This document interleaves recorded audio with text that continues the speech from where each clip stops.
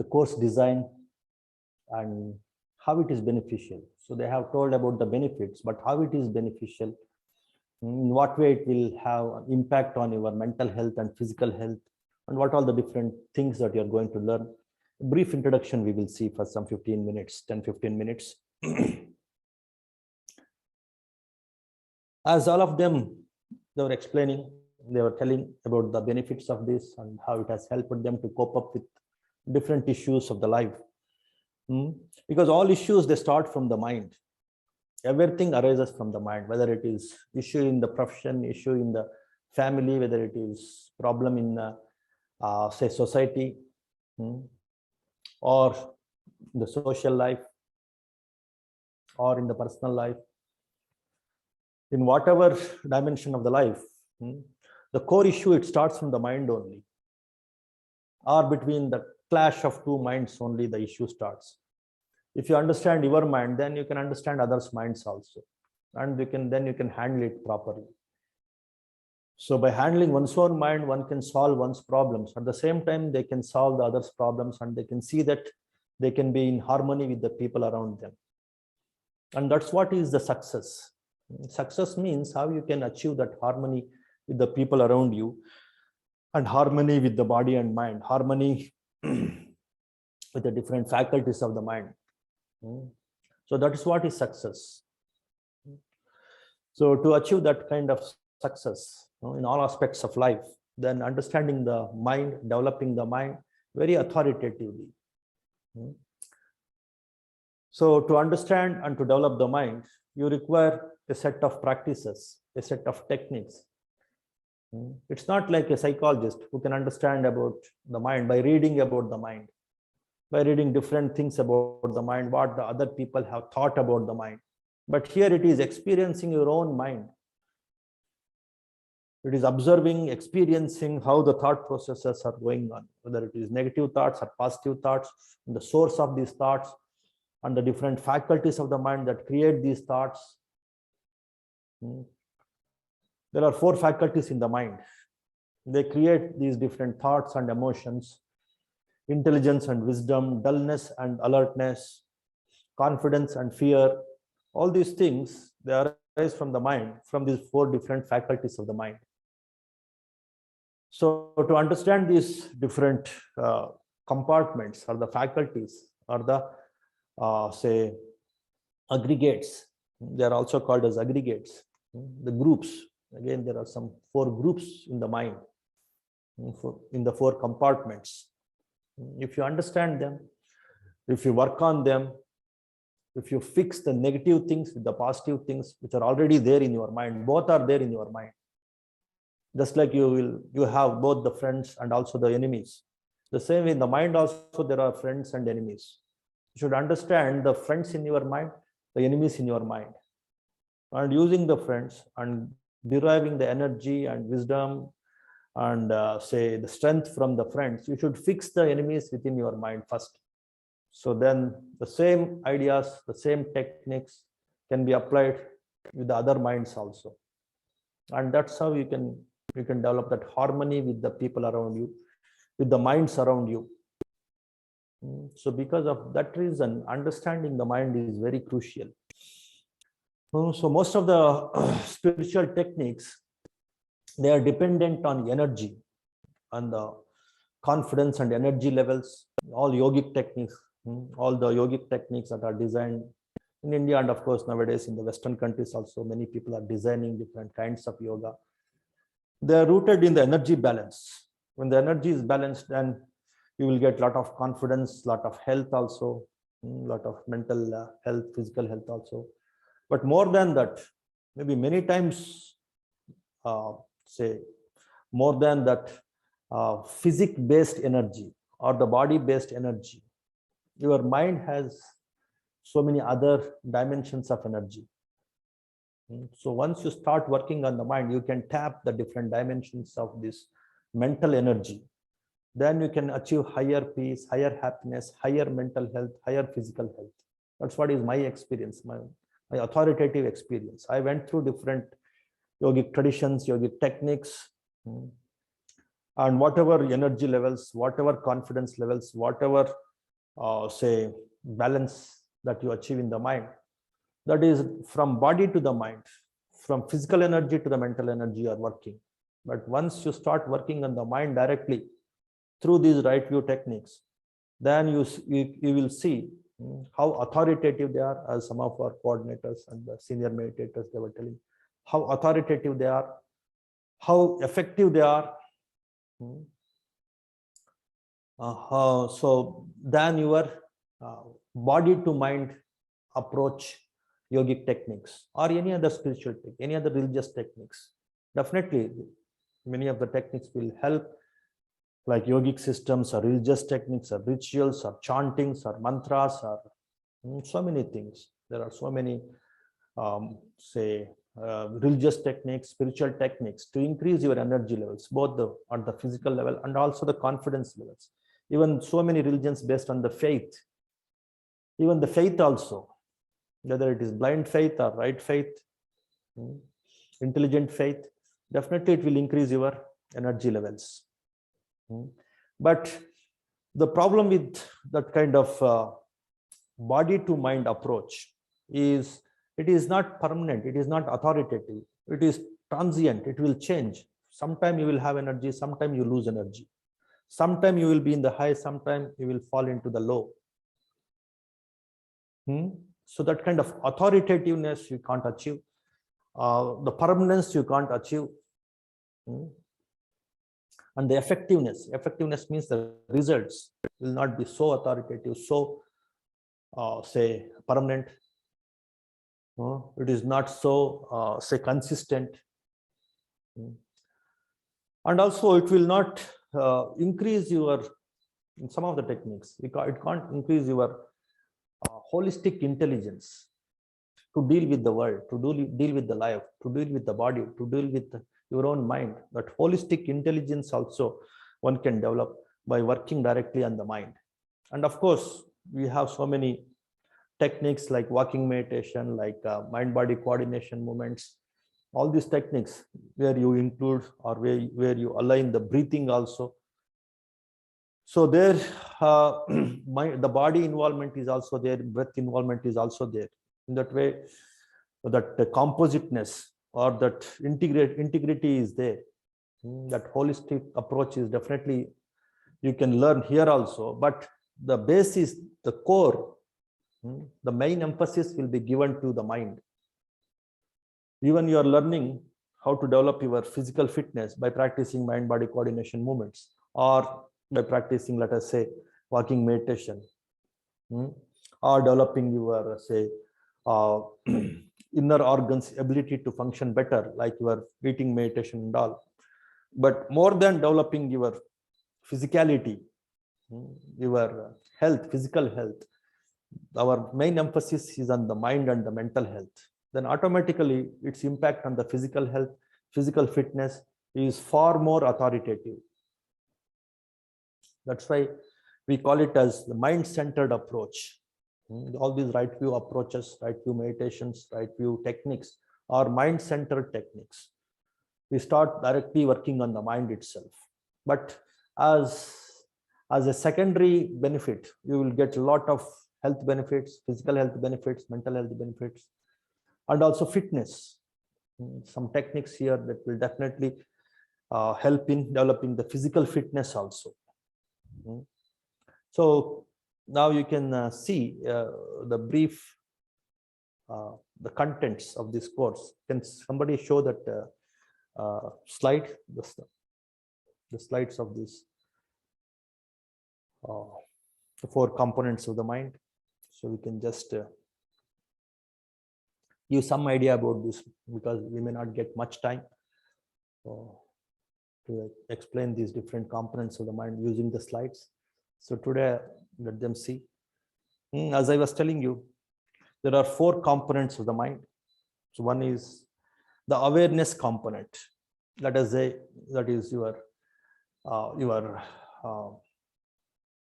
front brain, just for the sake of understanding. It is not exactly the front brain, just for the sake of understanding. Awareness, they showed the third eye in the center of the forehead.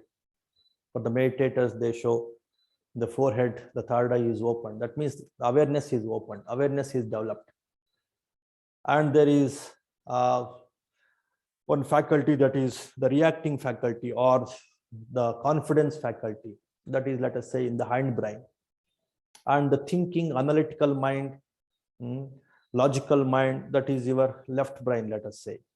And your emotional mind, that is your feelings, that is the right brain, let us say. It is not exactly like those compartments, but just for the sake of understanding, and also for the sake of to some extent, of course, you can see the emotions are more related to the right brain, but actually emotion starts from the heart, but their expression, their synthesis will happen in the right brain to some extent. That's why I just, for the sake of understanding, I'm saying that there are 4 faculties of the mind. The awareness faculty, let us say, so from the forebrain or the front brain, and the perception or analytical faculty, logical mind, that is in the left brain, let us say, and the feeling mind is your emotions and the feelings, that is in the right brain, and the reacting mind, the confidence and subconscious reactions, conscious reactions, all these things, they come under this reacting mind. So there are again good and bad in all these 4 faculties of the mind. In the awareness also, there is right awareness and wrong awareness. In perception or in the knowledge or in the right view or in the right understanding, again, there is wrong view, there is wrong perception and right perception. And in the feelings also, there are right feelings and wrong feelings. Even anger is also a feeling. Jealousy is also a feeling. Hatred is also a feeling. You have to handle it with the right feelings, like loving kindness, like compassion, like appreciation, that appreciative joy. There are 4 major feelings. Those things you are going to learn in these courses. And there are so many meditations for this awareness. Awareness is very important. When your mind is, say, dull, thinking something, feeling something, calculating something, it's not involved in the present activity, present situation, then your mind becomes very weak. It will lose its energy also. It will lose its discretion also. It will lose its positive feelings also. It will lose its, say, ability to find out what is right, what is wrong. That right analysis, right logic also you lose. So that's why you have to develop the awareness. So there are so many meditations that will help you to develop the awareness. For all these different senses, there are different meditations. You can develop awareness through eye sense, you can develop awareness through ear sense, you can develop awareness through body sense, nose sense, tongue sense. So if you develop awareness, that is what is called the mindfulness training. Mindfulness leads to moderation, mindfulness leads to, say, alertness, mindfulness lead to balance of the mind, mindfulness lead to sharpness and intelligence. So that is the root of all solutions, all success, all confidence. The same way, the knowledge of what is right, what is wrong, what is happiness, what is the cause of happiness, what is suffering, what is the cause of suffering. That clarity, that distinction also you should have. So that kind of clarity and distinction with regard to the good and bad, with regard to the benefits and the disadvantages, with regard to happiness and suffering, that knowledge, that kind of meditations are also there, that you are going to learn with regard to this perception or sanya. In Pali language it is called sanya faculty of the mind. And in the same way, with regard to confidence also, there are so many things that will squeeze your confidence levels. You become fearsome. That leads to a lot of anxiety and stress also. But there are so many techniques that will help you to develop your confidence. So you're going to learn so many techniques, at least 4 techniques, how to develop the confidence levels. So in that way, if you learn at least four techniques from all these 4 faculties of the mind, which will fix the negative things in those faculties, then you develop higher awareness, higher compassion, higher feelings, higher right feelings, higher wisdom, higher intelligence of what is right, what is wrong, and higher confidence levels. So in that way, one should learn how to develop the mind. One should learn how to purify the mind, purifying all the defilements, negativities of the mind with this right way of cultivation of the mind. And in addition to that, in this awareness, you can show the next slide for this awareness. So in the awareness thing, again, you are going to learn what is called this mind-body coordination movements. It's something like your Kriya Yoga, you can say, where you are aligning the mind, breath, and body. The mindfulness, you have to align it with the breathing, and then this breathing and mindfulness, it has to be aligned with the body movements. Okay. So, so those things also you're going to learn. So that will also give you a lot of physical fitness in addition to mental health, physical health. It also gives you some physical fitness, and this can be done by anybody. Small kids can do this, the old people, 90, 100 years old people also can do this. So in that way, those things will help you to achieve your physical fitness. It is a physical exercise, it's a breathing exercise, and also it is the mind exercise, mindfulness exercise. So that is the best exercise that one can learn in this training program. So in that way, for all these faculties, there are different techniques that are explained here. Now at this juncture, you need not worry. You can remove this slide. In the course, you will start learning all these different techniques one by one, in an authoritative way, step-by-step way. You're going to learn all these things. Okay. Now, see, what is this mind-body breath coordination? So when you are, say, stretching your body, let us say like this, then you are inhaling, and then when you are bringing back your hands together like this, you are exhaling, and your awareness of this inhalation, exhalation, and stretching, let us say, they go together, and you are doing it a little slowly, and you are doing it together, then automatically mind also becomes alert. The lung capacity also will increase. At the same time, because of the stretching and relaxing, expansion and contraction of the muscles also get some fitness. So in that way, it is a combination of physical exercise, breathing exercise, and also mindfulness exercise. So these things also you're going to learn in these courses, which will definitely help in developing the higher awareness, the higher coordination between body, mind, and breathing. That will definitely increase your energy levels. That's what will happen in so many yogic techniques also. The Kundalini awareness and all, it is just alignment. In that alignment, people get some energy. But here it is a very conscious alignment. So in addition to getting energy, the mind also becomes alert, sharp, fresh, pure, and you can fix the defilements, the negativities of the mind very authoritatively. So in that way, you can sustain that energy levels for a longer time. You can maintain those energy levels for a longer time. So that is the superior benefit of this approach, the mind-centered approach. There are many techniques, yogic techniques or religious techniques, which are only body-centered, simply increasing the body energy levels and body fitness and deriving the benefits to the body. So in that way, many techniques are designed, and some techniques are soul-centered or God-centered. It is simply hypothetical, imaginary. It will give you some temporary relief from some stress because they're all belief-based, faith-based.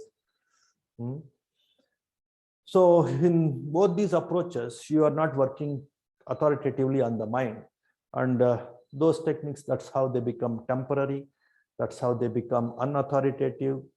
It is like fleeting. The benefits are fleeting, and it will not remove the defilements of the mind. But here, when you start working on the mind, you can start cleansing the mind, and thereby you can start cleansing the body, improve the fitness of the body. At the same time, you will get awareness about how this mind will move on from one body to other body. So all these religious beliefs of next birth and all these things also you can realize once the mind becomes purer and purer, once the mind becomes more stronger and stronger. That's why this mind-centered approach is, as far as my understanding, my experience, this is the most authoritative approach. That's what you are going to learn in this course. As I used to tell you, most of the spiritual techniques are energy centered. They worship energy. They want energy. That's why many religions also, with some blind faith, they impart some blind faith, and then they will make them to fight and even to destroy, because that ferociousness is also one energy. One say, of course, though it is a negative energy, but it comes from the, so many times from the blind faith also. So here you will develop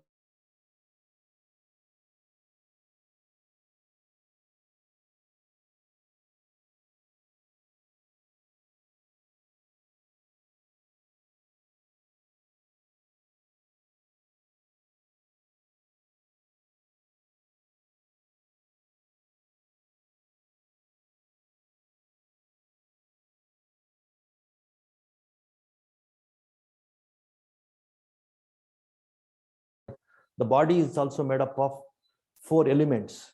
When the 4 faculties of the mind are balanced, the 4 elements of the body also will get balance. So the water element, fire element, earth element, air element, they come together in different permutations and combinations, and this body is formed. Of course, any matter is formed from these permutations and combinations of these 4 elements only. When there is balance here in the mind, in the 4 faculties, you can achieve balance in the 4 elements. That balance in the 4 elements is health. If there is some imbalance in these 4 elements, you fall sick. Or if it is too extreme, the imbalance, then you die.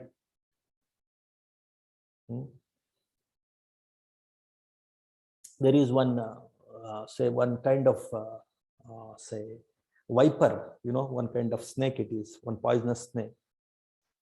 So that the vipers are generally, there are 4 kinds. That's what they say. So one kind of viper, if it bites you, then the body becomes like rigid. It becomes so rigid. So you can't move the body organs and you will die. There, the earth element becomes say, superior. It will take the, it will multiply. The earth element will multiply. The other elements will recede. That's how the body becomes tight and it becomes like solid. Then the person dies. Then there is another kind of viper. If it bites you, then the water oozes from different pores of the body, and that water element becomes, it will take the upper hand, and other elements, they recede, and that's how the person dies. And another kind of viper, if it bites, then the lot of burning, you experience a lot of burning, so as if you are burnt in the fire, so then the person dies. And there is another kind of viper. If it bites you, then the body becomes so brittle, so dry and brittle, and the person dies. In all these cases, all these poisons, what they are doing, they are imbalancing these 4 elements, and that leads to death.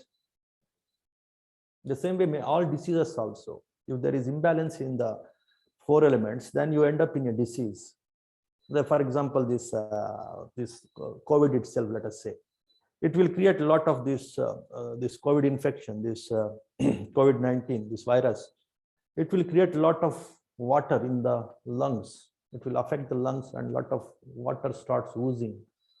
Then the lungs will be filled with water, and the person dies. He can't balance the air with the water and the earth element and the fire element. Water element predominates. So predominance of water element leads to death of the person, or the lung infection. Fever, the heat element becomes more, you get fever. Cold, again, the heat element, if it becomes less, then you end up in cold. All these infections, all these diseases, they are nothing but the imbalance in the elements. All the medicines, they help you to balance these elements. So even the 4 elements are dependent on the 4 aggregates of the mind. Body and mind, they're highly interconnected. If there is balance in the 4 aggregates, with right feelings, with right awareness, with right perception, right intelligence, right confidence, then there will be balance. They're all developed with this with this all these training techniques, different meditations, then automatically four elements also get balanced and you achieve the health. That is the technique here. That is the secret here in all these different meditation techniques, where we are working mainly on the mind. So many of our coordinators, hundreds, thousands of our meditators, so they're achieving health. Why? Because they have realized that by calming down the mind, by keeping cool, by keeping alert, by keeping compassionate, by keeping confident, by keeping wise, automatically the body becomes calm and composed.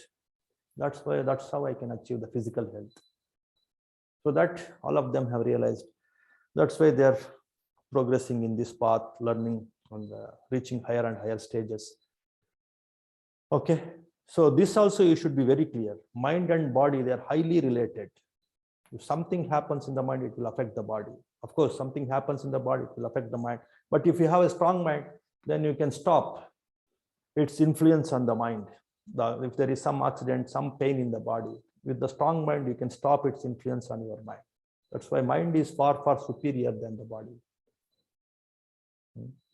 I used to give one example. Say, let us say this cloth is like your internal organs, like your heart, lungs, digestive system, endocrine system. It is just like the internal organs. And this left hand is like your body, let us say, and this right hand is your mind.